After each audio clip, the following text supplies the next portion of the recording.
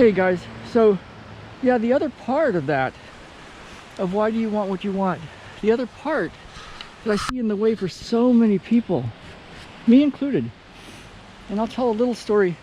I had a client years ago who wanted a better life and wanted to let go of grief and sorrow and all this stuff that had happened to her. And it was a Friday that she was telling me this many years ago in my clinic in San Diego. And then she went on about that she was an artist and that she had made a big art installation, and she described it in great detail. And it was all about the pain and the suffering and the heartache and the despair of a divorce. A guy that had long ago forgotten about her, but that was on her mind, and it was on her mind for many, many, many, many years, and she had turned it into an art installation. And it got to me, it was like, good Lord, it hurt. I actually felt a pain in my heart. And so one of the things that I've noticed, and I've learned it from my coaches and from deep inner work, is that why are we holding on to the old story? I mean, if it was useful, that's great. Maybe it's useful to keep talking about it, but it's not. I gotta just tell you, it's not. It's a form of pity, like self-pity and wanting other people to pity you. And it's a longing for love, like, look at me and my story and the sadness and please love me. That self-pity is one of the worst versions of self-love and asking for love. I gotta just tell you. And so one of the things that I found years ago when I had a problem with a hip that was so tight, and all I did was talk about this hip. And finally my girlfriend, who was with me for 10 years, probably about 6 or 7 years before she broke up with me for another reason, but she told me at one point, she goes, do not ever talk about your hip again or I am going to leave you. And I was like, ooh, okay. And I stopped. And you know what? My hip got better.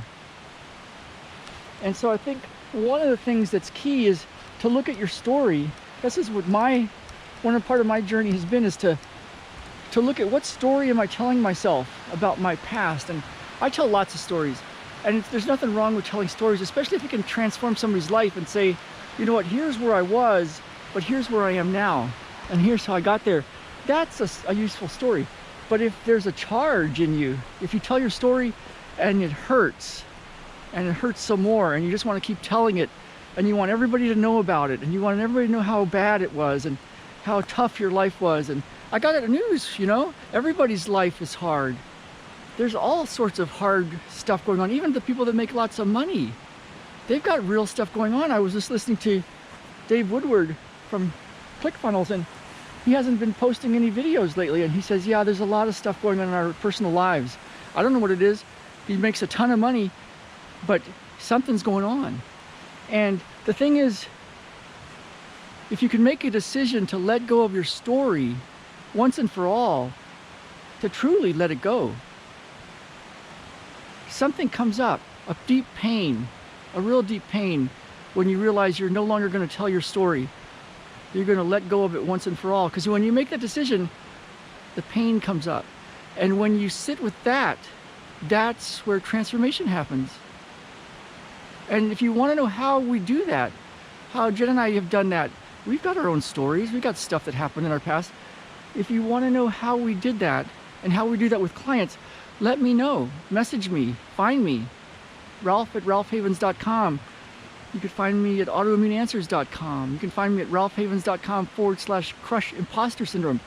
Because the stuff that's in the way of somebody's money and happiness and health, one of the things that's in the way is the story. And so if you're ready to let go of the story, let me know. Let me know. I'm going to continue on the run, and we're about to do our Miracles, Magic, Healing, and More group session coming up today. So if you want that, grab that. You can find that on my links. And let's get out there and live. Let's really live. All right, here goes. Next part of the run.